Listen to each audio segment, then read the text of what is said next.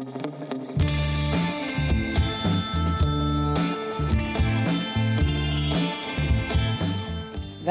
í föstudagsþáttinn á N4, kæru áhorfendur. Við erum komin í páskabúninginn og ætlum að hafa gaman saman hérna næstu mínúturnar.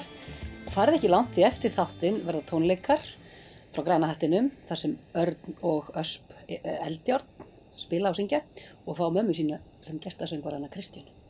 En velkomin í föstudagsþáttinn, séra Guðmundur Guðmundsson. Takk að þér fyrir. Prestur. Hátíðarmessa hérna á N4 á sunnudaginn. Þú ætlar aðeins að segja okkur kannski frá henni. Já, við höfum náttúrulega staðið dálítið undarlegri stöðu í kirkjunni. Það ekki? Á þessum tímum? Á þessum tímum að prestarnir eru að reyna að ná sambandi við söfnuði sem eiga ekki koma saman. Já. Og menn hafa verið að senda út á streym á svona hugveikjum og hérna á Akureyri hefur verið bæði frá Akureyrarkirkju og Glerárkirkju svona helgistundir sem við höfum reynt að koma á framfæri. Og streymt á netinu bara? Streymt á netinu.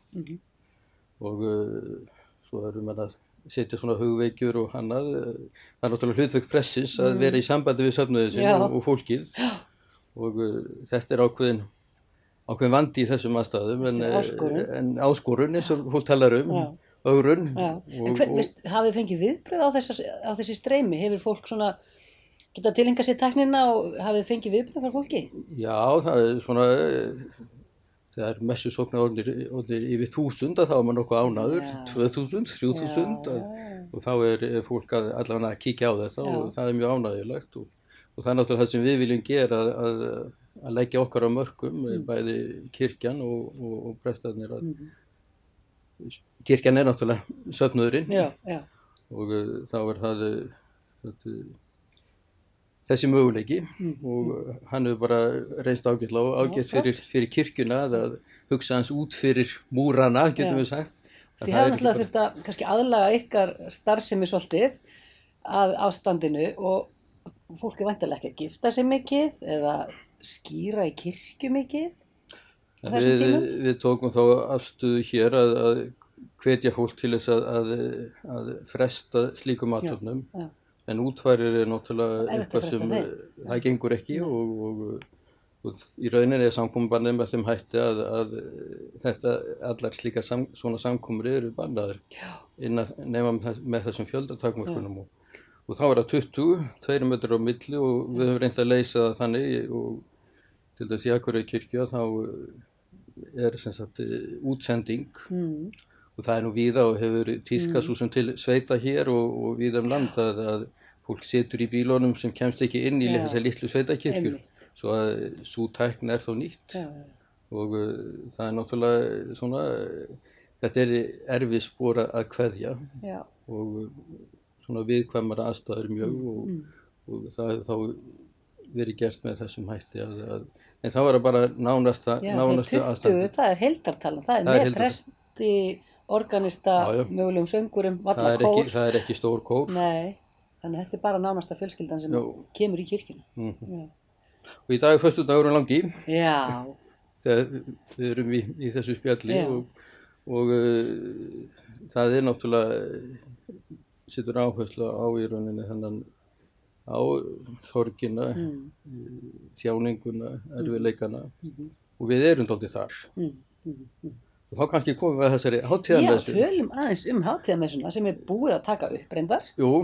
Hún er bara klöppuð og klár og segðu okkur aðeins hvernig hún fór fram. Já, það var þá undir þessum formerkjum og fara eftir öllum varúðaráttöðunum svo að maður var að hafa 20 manns aldrei meir en 20 saman í einu. Gátuð þið verið að svona senda fólk inn og út úr kirkjunni? Já, við erum að gera það. Svo vill hann til að hér á svæðinu eru margir nýju prestar og við máttum til með að leyfa þeim að koma fram. Já, þannig þið virkiðu bara alla. Já, 7 prestar ef ég maður rétt og það er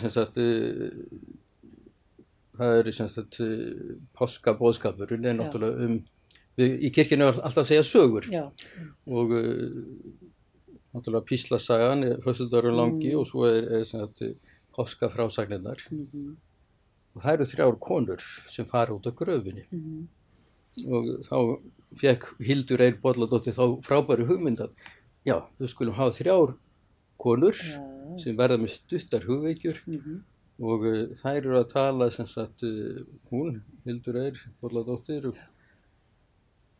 hún Stefáni Steinsdóttir og Jóhanna Gísladóttir sem eru ungliðarnir hér á svæðinu að þær eru þá að tala út frá þessum boðskap páskana, 3 hugveikjur og flytja mjög áhugavert og mér fannst hitta vel í mark og vera huggunarorð og styrkjandi orð. Það er talað umhyggju, kærleika og hugrekki. Allt þetta sem við erum að upplifa svolítið í dag á eigin skinni bara. Já, ég fannst að þær vera þarna og það er náttúrulega það sem við viljum vera sem kirkja, vera til staðar og flytja huggunarorð og vera til þess að styrkja fólk og sem sagt kannski rétt að taka það fram að við prestarnir erum til staðar, við erum svo kirkjuna, við erum bara hérna og verðum hér. Og eru þið kannski í samtölum við ykkar söfnuð, bara eins og bara gegnum Skype, eru þið að veita einhverja sálusorg þannig eða? Já, kannski erum við ekki svo svakalega tæknilega segð, við erum með síma og það eru gefnir upp símar hjá prestum á vefsíðum og það er hægt líka að finna þessar hugveikjur og við komum til með að vera með tengingu við þessa guðþjónustu þar. Hún er á páskadag, 2:00, það ekki? Hún er 2:00. Já, þá bara setjast allir fyrir framan sjónvarpið, stilla á N4 og upplifa helgistundina með ykkur og það er söngur og það er organisti. Já, við erum með...